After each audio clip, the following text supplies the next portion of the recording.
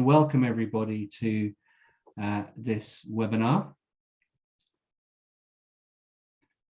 Before I introduce our speaker today, just a little bit of context from me. My name is Vince Desmond. I'm the CEO of the Chartered Quality Institute. This is a World Quality Week webinar, and the 2022 theme for World Quality Week is Quality Conscience, Doing the Right Thing. Now, I think we all know that customer and societal expectations of organizations are rapidly expanding. The concept of what makes a quality product, a quality service, and a quality organization includes social and environmental aspects. And this webinar today is a really good opportunity for us to think about this in terms of vulnerable consumers. Before we kick off, just a couple of logistical notes. First of all, we will have time for questions and answers. If you do have a question, please put it in the Q&A section, which should be somewhere on your screen. It's on the bottom of my screen, and we'll field as many of those questions to our speaker as we can during the time allotted. If you're a CQI member, don't forget to record this as part of your CPD plan. With that, I will kick off our session today and introduce our speaker.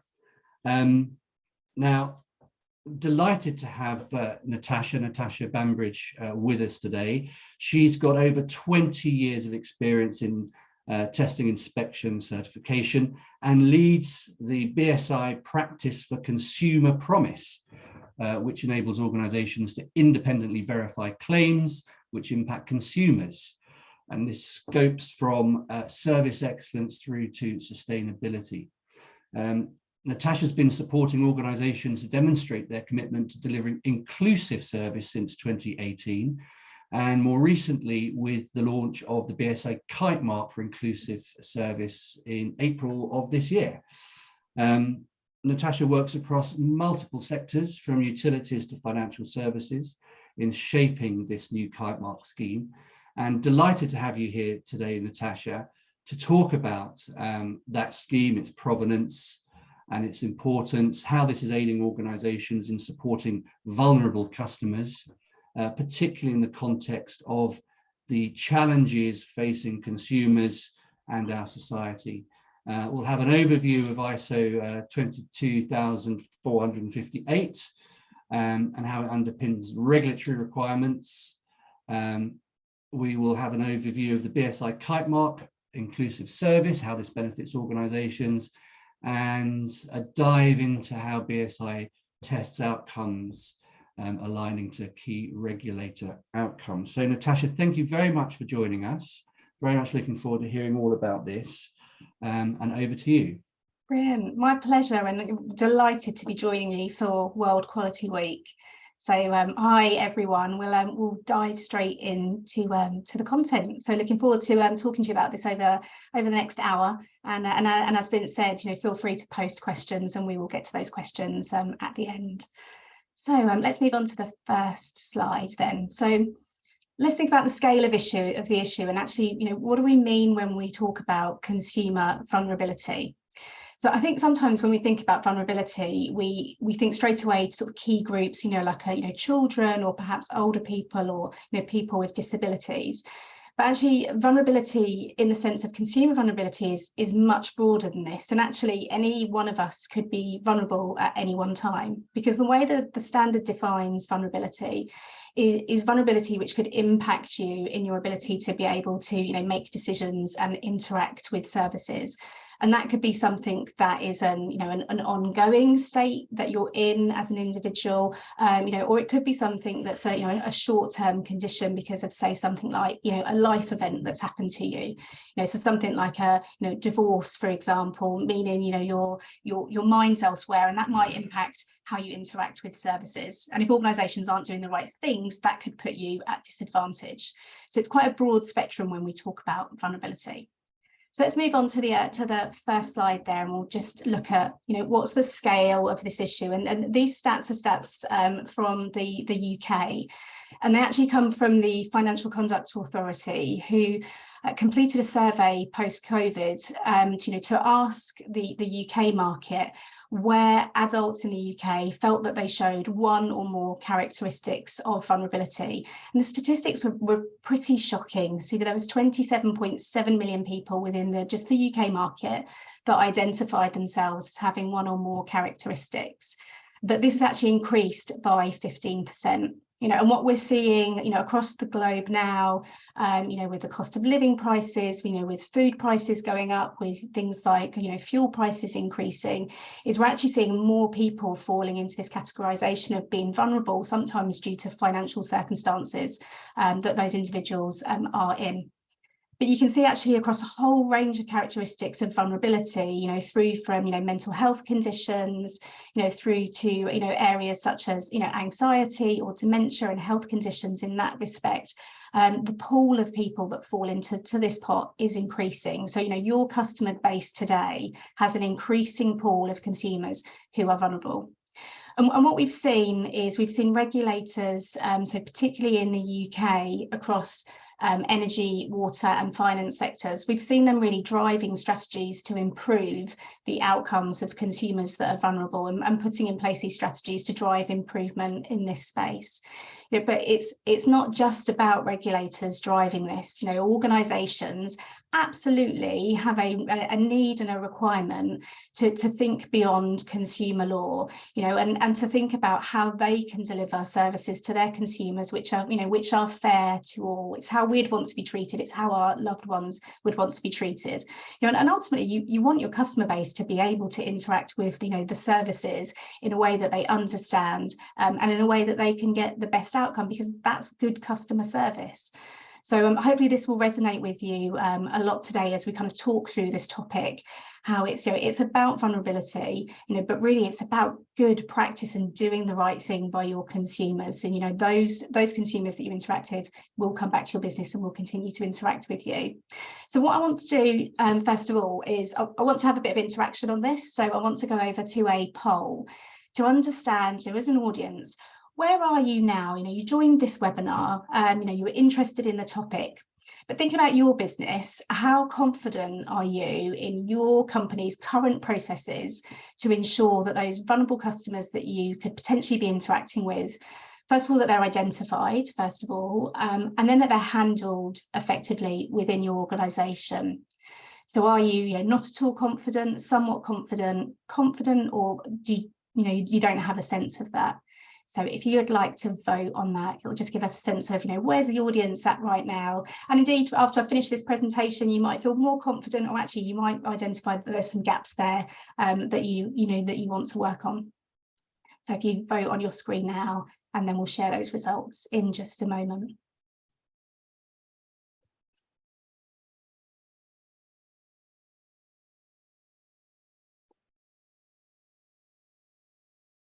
Okay.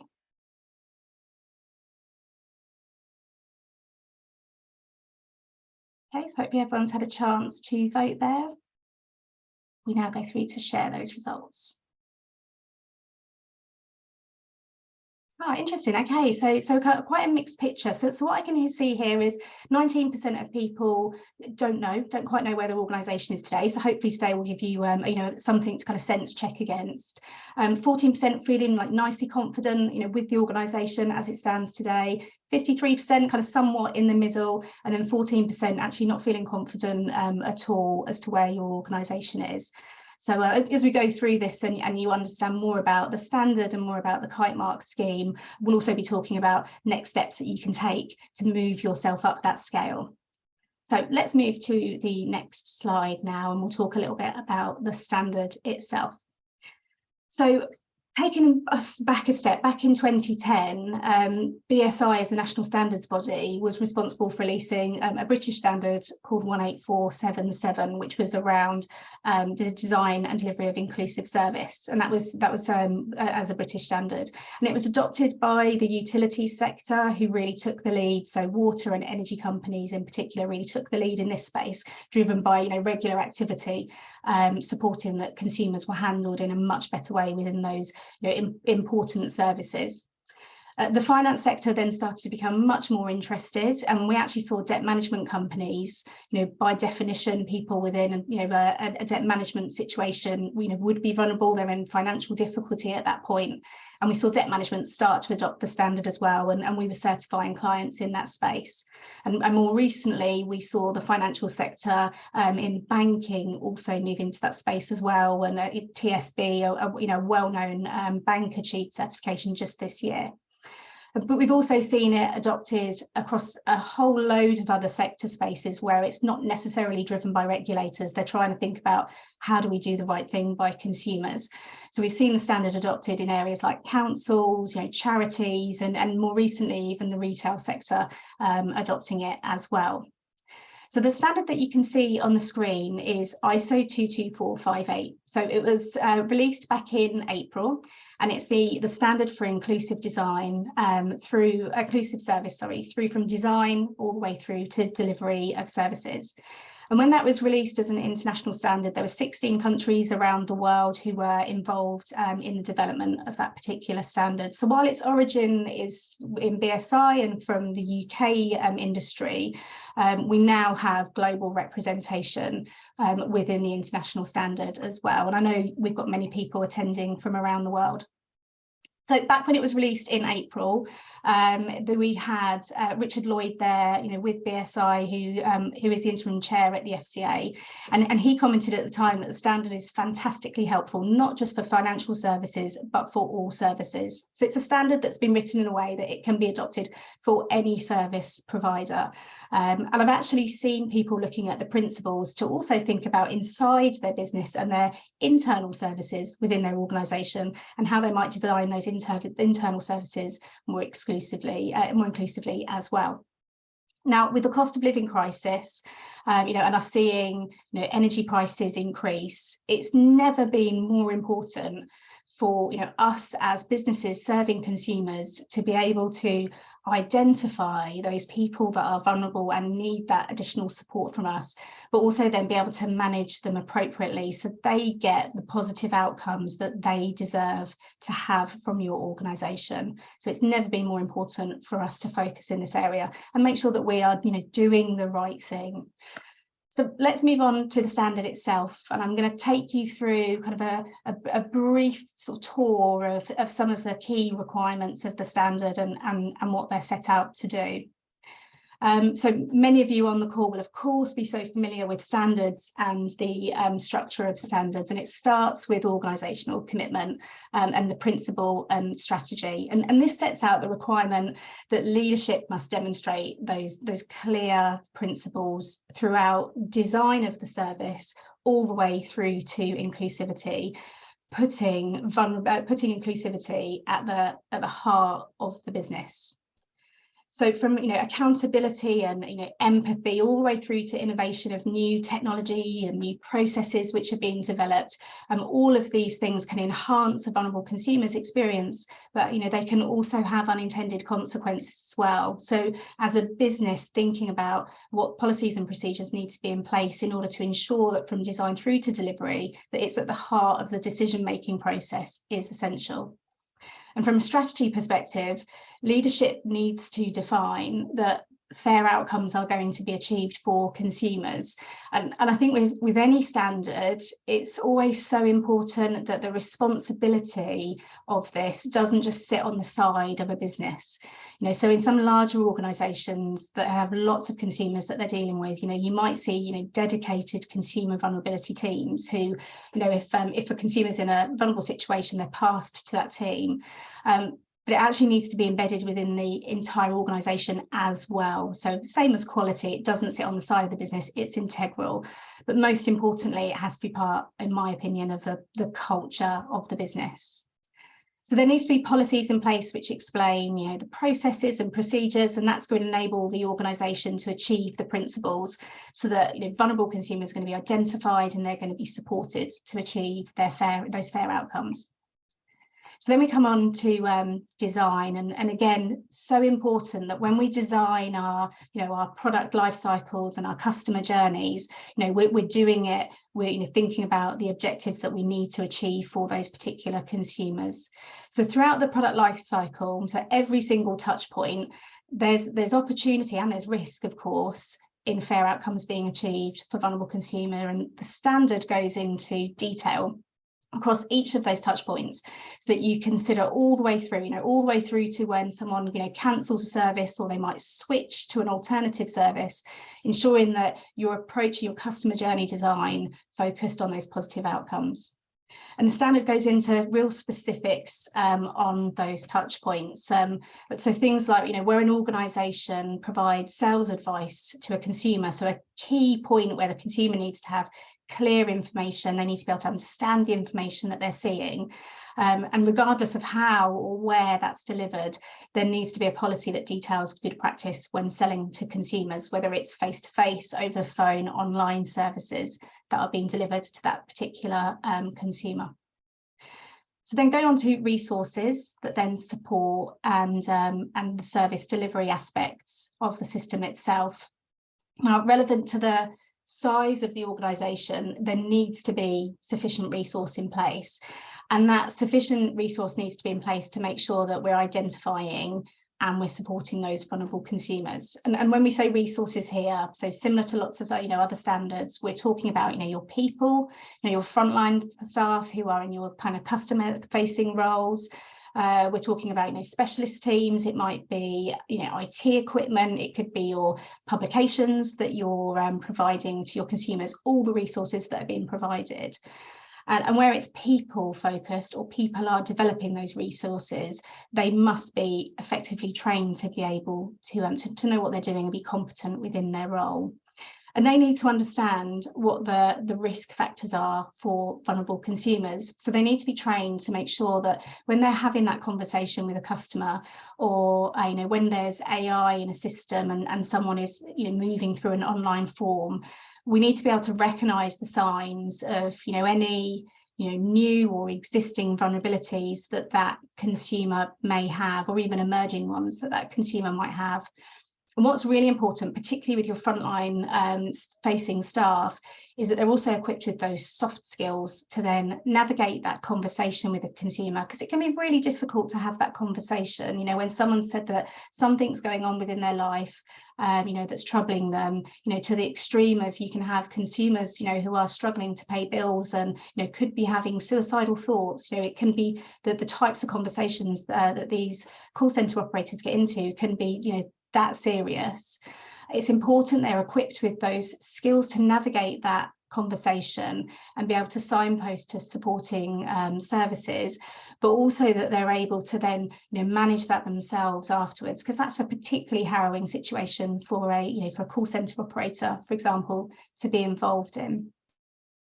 Now, training in this space is never a kind of one and done activity, and we actually put within the scheme manual itself that there's a requirement to annually review the training programme, every year, make sure it stays relevant. And I'll come on to how we test some of that competence through the kitemark scheme as well, to ensure that training has been effective and you are getting those desired results. Now, I touched a little bit on, AI, so artificial intelligence, and for resources, that was a new focus for ISO 22458. So thinking about how, technology's changed from 2010, when we first issued the British standard, through to when the ISO was released in 2022.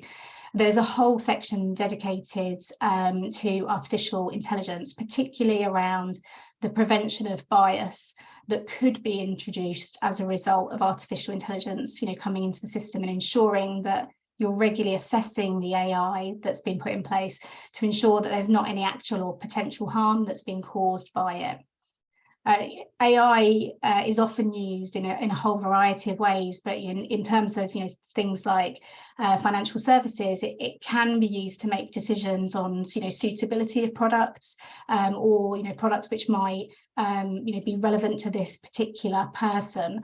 So it's really important this is seen as a touch point, and it's as important that you're analysing the effectiveness of your artificial intelligence as you are your frontline customer facing staff as well in this space. So if we move on to identifying vulnerable consumers, so the fourth part of the standard there, the standard provides what we call risk factors, which the organisation must develop guidance for their frontline staff. And this is to help them identify the presence of any risk within a consumer which could cause or contribute to vulnerability, increasing their risk of harm. Having a vulnerability characteristic doesn't automatically mean that you are vulnerable, but it does mean you could be at an increased risk of harm when you're interacting with those services. And these characteristics are across a whole host of areas, so they can be across areas like, age, gender, personality. It could be, your access and skills and ability to be able to kind of digest information, through to your current health status, or even life events. Like I mentioned, it could be that you've recently had a bereavement or going through a divorce. All of these things can increase your risk of harm. And the more of these characteristics that an individual has, the more that likelihood increases. So it's important that frontline staff are kind of listening to some of that key information that's been provided to them so that they can support the person appropriately. So once they have identified that this is a consumer who we would define and categorise as being vulnerable, they then need to think about, okay, how are we going to respond to this particular consumer, and how they're going to manage and mitigate any risk that might be that this person might now be exposed to. And that's where the individual dealing with the consumer needs to think about a whole load of areas, and the standard kind of talks to these in terms of what's the impact for this individual, so what does this prevent you from doing currently, and what's the severity of this condition and the consequences, how's it affecting their life right now. And if it is affecting their life, and then it is stopping them from being able to do things, or making it harder for them to be able to do things, then they need to have an understanding of what does the duration of that look like, how long is it likely to last for them, how long is support going to be needed for this person, so that we can provide the right solution. And then we think about the experience for the individual consumer. So, what's happened to them, what have they been through, and what difficulties are they now facing?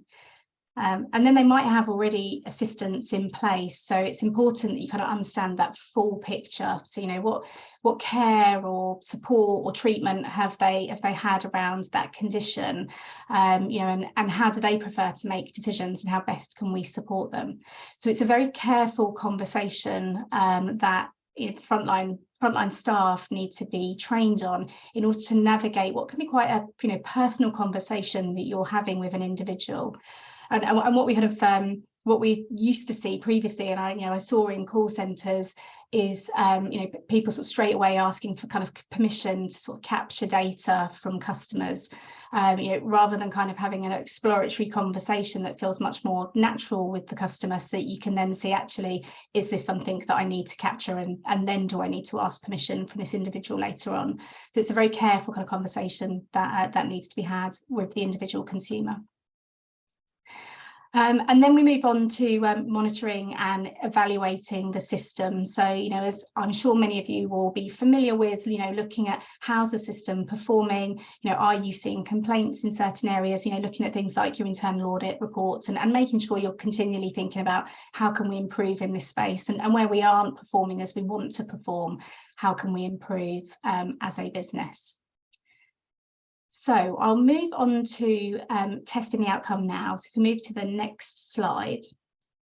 So what we do with the kitemark scheme is we look at a number of different areas. So first of all, as I very briefly talked through there, the requirements of ISO 22458, we look at the organisation's capability to meet those requirements. And what we'd do through an assessment process is we would then look at the evidence that you're doing what you said you were going to do. So in a sort of typical third-party audit fashion, we would come and assess the evidence to show that that was in place and happening. What's really important in this space, and and again, all of the regulators are that we've worked with are driving this across some of the UK sectors, is that they want to ensure that you're testing your system robustly to make sure that the positive outcomes are being achieved from consumers who are vulnerable in a whole host of different ways, which I'll cover in a moment. And what we've done with the kitemark scheme is we have one core kitemark scheme that's been applied to all of our clients. But where we are seeing industry sectors have regulators who are driving specific targets or specific initiatives, we've drawn into the testing of the scheme itself those specific requirements. So what we did back in April is we launched the scheme across the financial services, water services and energy provision. So all services that as consumers, you have to have these services. You will be likely to have energy kind of being provided into your home, water provided into your home, and a need to interact with financial institutions. So we decided to launch across these kind of key sector areas where we could see that the regulators were really driving change, and the industries were responding really well to that, but needed further support in terms of, okay, how do we do it and how do we get that reassurance? But then what we found is that we also had organisations who were in a kind of unregulated space, as in they weren't having regulators look at them specifically for how they were dealing with vulnerable consumers, but they wanted to do the right thing, and they wanted to show that they went and demonstrate that they were able to deliver these positive outcomes to their vulnerable consumers. And we saw areas like charities and councils come to us for certification in that space. So what we do with these clients when we test the output of their consumer vulnerability system is we look at a whole host of different measures. And just to kind of take a step back, when we talk about kitemark, kitemark is very similar to what we'd call a system certification scheme, in that we're looking for an organisation to be able to repeatedly meet a set of requirements. So this is the core standard 22458. What kitemark does as a level above is then says, okay, well, let's test the output of those processes. So that could be in a physical product space, like a fire extinguisher being tested to make sure that it can actually put out the fire. Or in this space, it's us testing your systems to say, okay, let's go and have a look and see, are you achieving those outcomes for consumers that are positive? And what we do in that is we set, beyond the standard, we set a series of benchmark measures that we're looking for from the organisation. So we're looking across a whole load of different areas in this space. So first of all, I've spoken quite a bit about staff competence and how critical staff competence is in this space, because they are your frontline people interacting daily with thousands of interactions with consumers that are vulnerable. So we look at the competence of these individuals, and we look for competence to be determined as being appropriate and having met those competency requirements. And we're at a minimum, we're looking for these individuals to be being assessed every 3 months. So while they've done your core training program and they've completed that, and that might be rolled out through kind of a compliance module, what we want to know is that training has been effectively embedded and the individual is competently having those conversations with consumers. So are they identifying those risk factors? Is there evidence that they're then signposting them to the appropriate support services? And where there's a dissatisfaction, are they empowered and enabled and delivering on resolving those issues at the first point of contact, which can cause distress for that vulnerable consumer where possible? So we're looking for that to be reviewed every 3 months, and of course, if there's areas where that person is not performing, that we would then see those corrective actions in place as a result. From a contact centre point of view, we're looking for evidence that there's a variety of different channels that are being used by the call operators or by the people interacting with consumers, and we're looking for evidence that different communication methods are being selected, where it's appropriate to use those for different consumers based on their vulnerability. We also look at customer feedback and complaint resolution. So across some of the regulated spaces, what we see is the regulators putting in specific timelines in terms of how long you should take to respond to a vulnerable consumer, and how long you should take to actually close out that complaint.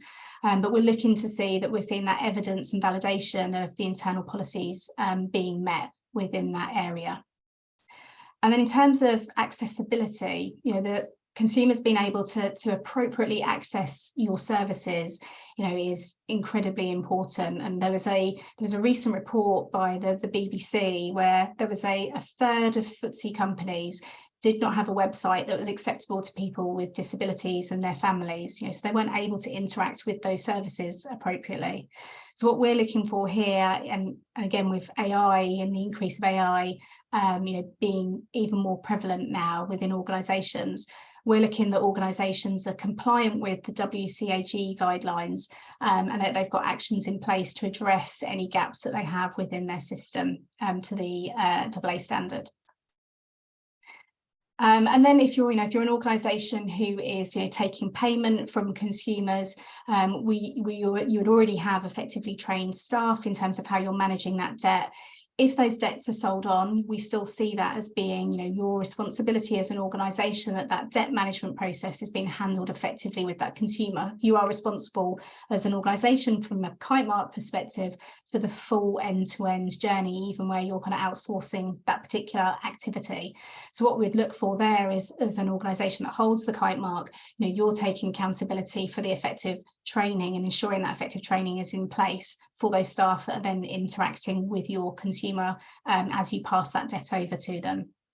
And the final part, and this is where regulators, in particular the Financial Conduct Authority, the FCA in the UK, have been driving a greater focus, and that's that monitoring and evaluating of management information. So, we're asking that as a minimum, organisations must be reviewing this data every single month, and they must be reviewing it with their top management, and top management must understand that data. And that's where this kind of cultural piece really goes full loop and full circle back to the top of the organisation. So there needs to be really clear management information targets in place that are appropriate to the organisation. But we also want to see that the data that's being used to make these critical decisions on is being validated. So, I think lots of organisations have been in a situation where, you're looking on a monthly basis at reports and data and insight, and then you ask a question, and then suddenly there's a bit of an investigation, and you find actually there was a process that changed. It meant that particular piece of information or that particular customer base, isn't within this data set now.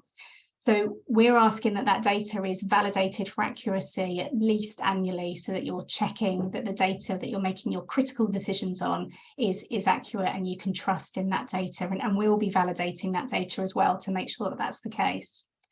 And what we're looking for here as well is that the organisation is looking for, they're looking for unexpected trends, and they're looking for, anomalous trends, and really slicing and cutting that data to interrogate it, to really review if those positive outcomes are being achieved. So, looking at areas like, customer feedback, for example.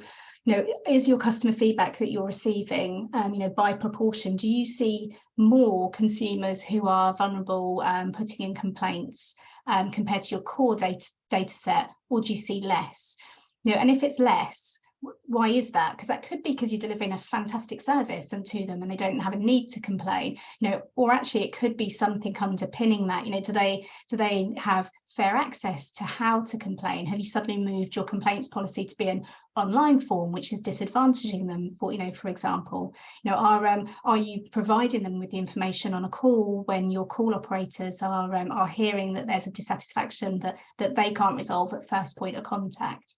So it's important that that data is being interrogated to really review robustly, is it achieving those desired outcomes? And that's something that we're expecting organisations to do, but BSI are also going to be doing as well as part of their assessment process. So I'm going to move on just now to a bit about the benefits of certification. So if we move to the next slide, lovely.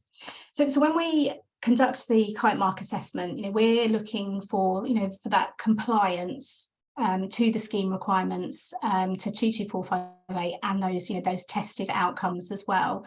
And once you have that in place, you can feel confident that your system has the desired outcome being achieved. And that's been benchmarked to industry best practice. So as we've been going through this pilot process with our customer base since April, we've been refining and honing those kitemark measures that we've put in place, with our clients, with the regulators as well, and different industry groups. So when I think about benefits to certification, I always think about kind of 3 areas. So I think about your internal business and your stakeholders, your customers, but also wider society. So going ahead with certification in this space, you're actually going to be able to service more customers because your service is going to be, inclusive. So your staff are going to be really clear on their roles and responsibilities, and they're going to be properly equipped to deliver. So your service is actually going to be open to more people to interact with it appropriately. But you're also going to be protecting yourself, from the likelihood of risk to reputation when you fail a vulnerable consumer. And we've all seen stories in the newspaper around where organisations have failed in this space. And in some spaces, there's significant financial risk in breaches and fines directly, from not caring and not appropriately delivering services to vulnerable consumers. But you'll also be able to promote your achievement as well. So, you will be able to, as an organisation, promote and demonstrate that you're leading the way. Particularly if you're not in a regulated space, you're not doing this because you have to do it. You're doing it because, as an organisation, you want to have greater social impact and you want to be able to care for people appropriately. And I think that's such a fantastic message, for your employees who will themselves have people in their lives who would be categorised as vulnerable. To your customer base, but also your wider stakeholders as well, that it's a business with a conscience doing the right thing. And what you'll be able to share as well is that you've been independently and repeatedly tested by experts at BSI, and that's going to give your stakeholders, your customers, your employees, it's going to give them much greater confidence in the service that is being provided to you. So I think for me, if we think about what would I do right now, thinking back to that poll question that we shared earlier, where we had a real mix of how comfortable people were right now as to where their organisation is.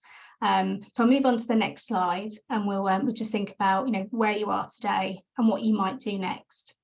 So I'm hoping that's given you a good overview there, but that you can start to think about benchmarking where your system is currently and how you're performing today, and how could you do better within your organization. All of these incremental changes will make a difference to vulnerable consumers, so it's don't be afraid to start, because it will make a difference. But also think about how the service that you provide could protect vulnerable consumers. There's a whole load of ways that we can support you with you on that. So talk to BSI. We have the standard available, which you can go and take a look at, and there's some great tools in there which your teams will benefit from. Just some of the kind of question sets that I talked through there. But we can also support in areas like performing a gap analysis, which is what many of our clients do, to get that sense check of where are we today, and what would this look like for us to implement a system like this. And we also have training that's available as well at BSI to support your staff in understanding the standard, and then thinking about what they would then do as an organisation to start to implement it. So it's I think it's an issue that's close to all of our hearts. I'm really looking forward to hearing the kind of questions that people have, but I will hand back over to Vince now so that we can talk about it in a bit more detail. Thanks. Well, thank you very, very much, Natasha. That was absolutely fascinating. Before we just dive into the questions, there was an interesting slide on financial services energy, water. What's the potential for this in public sector? Because of course public sector delivers a lot of service, healthcare, tax, benefits, these sorts of things. Is there much interest from government bodies in this standard? Yeah, so we have had quite a lot of interest from government bodies. So typically it's been around the services that they're providing where there's kind of citizen debt, and how they might do better at kind of managing some of that that citizen debt and the policies and procedures that they might have in place. So we've seen it in that space. We've certainly had interest as well from some of the public sector areas, and they're looking at this in terms of it being a framework that they could adopt within those organisations. So certainly from a debt perspective, we've seen it, but also kind of health and social care as well. Yeah, well, that's very encouraging, and also the charity sector springs to mind as well, because they're often dealing with vulnerable people, so they should be pretty good at that. Is there much interest from the third sector? Yeah, I mean, from a charity perspective, we've seen people like Citizens Advice hold certification in the extra help unit in Scotland, for example, one of our clients. So we have seen adoption through that sector, but it is a standard that can be it can be applied to any sector, and I think that's what's so great about it, because it is applicable to all. Yeah, and of course there's small medium-sized organizations as well, like the CQI. And we've got 19,000 members, and of course this is a topic of discussion for us. So for a small organization, what's the best way? I mean, you talked about it a little bit in your last slide. Small medium-sized organization, how would you advise them to tackle this, to start off on the journey? Yeah, I think for me it's and I hear this from our clients as well, actually, who have kind of gone through the experience. It's first of all, kind of don't be daunted by it, because quite often organisations are surprised at the number of things that they do already have in place. So not being kind of afraid by it, but that first start point, I always think, is that kind of gap analysis, because then it gives you a kind of a really good sense of where are we today, and where would we need to focus, and actually as an organisation, where do we think we would get greatest benefit of focusing first, and where are we going to have greatest impact? So I think that's always a great starting point for any size organisation. Great, that's great advice. Thanks, Natasha. Well, let's go on to see we've got 100 or so folks joining us today. We've got a number of questions here. I'll start on the who question, there's a couple of points here about who, and there's a question here about what is the scope of vulnerable customers. Does it include those that don't have direct interaction with the service but are living in the same environment where these services are delivered and used?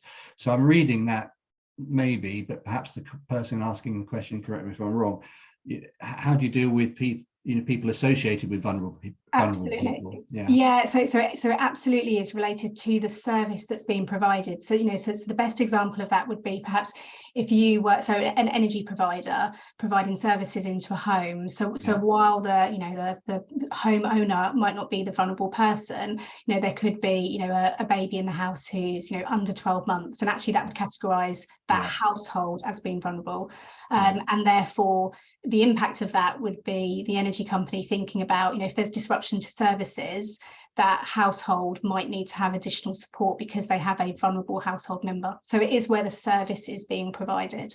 Right, and that goes back to the points you're making about the quality of conversation you have with people. So you ask the right questions. I've got another, and you did allude to this, Natasha, but how can this standard be applicable to employers as consumers of service within our organisations? Yeah, I think this is a really interesting point, and it's something that since the standard's been released, I've heard people talking about more and more. when we think about the services that we are offering our employees, so but it might be your HR services, for example, and your intranet site, it's as important that you're thinking about the design and interaction of those services for the varying needs that you might have throughout your employee base as it would be your customer base. Yeah. And I think sometimes when we develop things like customer facing website, there's much more time sort of spent on the customer journey design than there is on the employee design, but it's the same kind of vulnerabilities that could exist. Yeah. So thinking about that, even from things like work instructions, if you have someone that's within your team who say has dyslexia, and you have really wordy work instructions with like no pictures that that are there, you're disadvantaging that employee to be able to do their best work. So it's about kind of having those kind of fair, inclusive services, I think, both internally and externally, and I think you can apply the principles quite easily to what you're delivering to your internal staff. And I suppose there's quite a strong link there to the diversity and inclusion agenda in terms of having those viewpoints within that process, within the organization, within that process of product and service design. Brilliant. Okay, so let's have a look. We've got a couple of questions here which are sector focused. So we've got somebody obviously from the pharmaceutical sector and somebody from the telecoms the telecom sector, and they're asking, what does consumer vulnerability mean here? And I'm assuming that I don't know which part of the value chain these questions are coming from, but I suppose people are trying to understand how they can think about vulnerability in different service contexts or product contexts. Yeah. I think, if I take telecoms is an interesting one. It's a sector that we're looking to move into as well, because there is regulation within telecoms, certainly for the UK market. So for telecoms, I think it's very similar to what some of the examples that I've shared around energy and water, in that it's a service that's being provided directly to consumers. It's a service all the way through to the end of, what decision shall I make? Financially, what's the best options for me to have? All the way through to kind of how those services are, actually being delivered to that individual consumer. So you tend to see a lot of online services in the telecom space. You tend to see a lot of kind of, automated kind of tools being used. Is that appropriate to your consumers who are vulnerable there, all the way through to kind of payment? So I think it applies, very similarly to the energy sector as it does to kind of telecoms. You could have people who are having financial difficulty, and if they're having financial difficulty and they're not able to pay their bills, then cutting that vulnerable consumer off when they're going through a temporary difficulty might not be the best thing to do, for that consumer, cutting off, their access to, other services through cutting off their phone bill. But maybe there's some other things that could be done, payment plans, for example, to support that particular individual. Yeah. From a sort of pharma perspective, I suppose it kind of, like you say, depends kind of what part of the the value chain that we're talking about, but you might think about kind of, and sort of thinking globally as well, think about how are those services being dispensed to that individual. So you might have someone, sometimes it's vulnerability could be your location, you're not able to get to the the pharmacy where they're dispensed. So what support services can you offer for for people that are in that particular situation? And maybe this is where your piece about the value chain and suppliers comes into action, because there's a lot of work gone in pharmaceuticals in terms of packaging and braille and things like that, but we've all opened the instructions to the pharmaceuticals that have been written by lawyers and unfolded them, quickly put them back in the box. So maybe there is something about how you think more broadly across that value chain.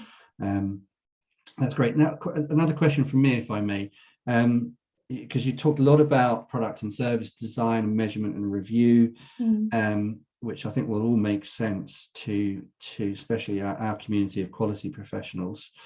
How good how does this thinking help organizations to engage vulnerable people in the design of the design of services? Is that something you are seeing, or is it all based on data and assumption? Because it seems to me that sort of co-creation of good service their voice would be very important. Absolutely, yeah, and the standard does talk to, you know, to that around, you know, engaging with and bringing in your stakeholder groups. Yeah. So, you know, really thinking about your, you know, your customer base and categorizing that and making sure, like say, that all of them, you know, do have a voice and you're designing inclusively. And, you know, that can be through, you know, support services, you know, like supporting. I've seen organizations, you know, reach out to sort of charities in some areas, but actually just bringing your customers in and talking to them, you know, and getting that kind of guidance and testing things with them. You know, really does help. Great. Now, this is a question that was on my mind, and I think probably on lots of people's minds, and links very nicely to this idea we've got of doing the right thing. And of course, there comes a, you know, comes a point where organizations need to make decisions, and I'll read out the question because I think it says it rather nicely. If a service provider continues to offer service to a client because they're vulnerable or going through financial crisis, how will the business make money? And that is a difficult question, isn't it? Yeah, and I think, you know, when we talk about, you know, fair outcomes for all, you know, where it's what, you know, you don't want to be in a situation where you're disadvantaging your, you know, your core customer base because their cost has to increase because you're, you know, exponentially increasing costs in this area. But it's about thinking about, you know, how else can you support this person, and that might be directing that individual to external support services. So there might come a point where you can't offer them a sort of further service. It's not viable to do that, and that's okay, you know. But actually thinking about how do we now handhold and signpost this person so that they can receive support services, you know, that could be available to them, and just having that extra level of, you know, of knowledge and commitment to the individual. Okay, so it's almost how you end that relationship, if you like. Absolutely, there's nothing more we can do, but we can help you. We can point you in the right direction. We're not just going to. Okay, that makes sense. And from a sort of that risk and change point of view, you know, we sometimes observe companies may, you know, they go through some form of transformation exercise, or, you know, the classic one might be a bank says, well, we're going to close 300 branches. How does the standard or the principles help organizations think about vulnerability when they're making those sorts of business, you know, dealing with change in the business? And I think, you know, that's where that, you know, it starts with culture and strategy kind of piece comes from, I think, there, because, you know, it would need to be part of the decision process as how do they mitigate some of those risks that change will naturally have in place. So, you know, if you're closing lots of branches, how will you operate services to those individuals, and how will you manage those particular individuals? So it's making sure that through the decision process, it's actually part of the consideration when the organisation is making business decisions that they need to make. So it's part of, it's one of the criteria for decision. And I suppose that's the same for developing new services, especially as you said, as we're moving into this digital age, and we hear phrases like digital first. What are you observing in terms of how organizations are approaching that? Because it seems to me you'd need quite a sort of cross-discipline approach to developing those services, not just the technologist, if you like, but you would almost need, you know, sociologists and various other people involved, and psychologists and other people involved in how that stuff is designed. Are you observing that sort of approach? So it's, you know, so we're certainly seeing, you know, people think more broadly about what's this kind of core team that you need to bring together that's consulted with when you're designing services or designing change for your organisation. And I think the, you know, generally on sort of customer journey, particularly when you're kind of B2C facing, the kind of psychology of the customer journey has, you know, over the past, you know, 10, 15 years has been, you know, a greater focus, and you're starting to see more people focus on that.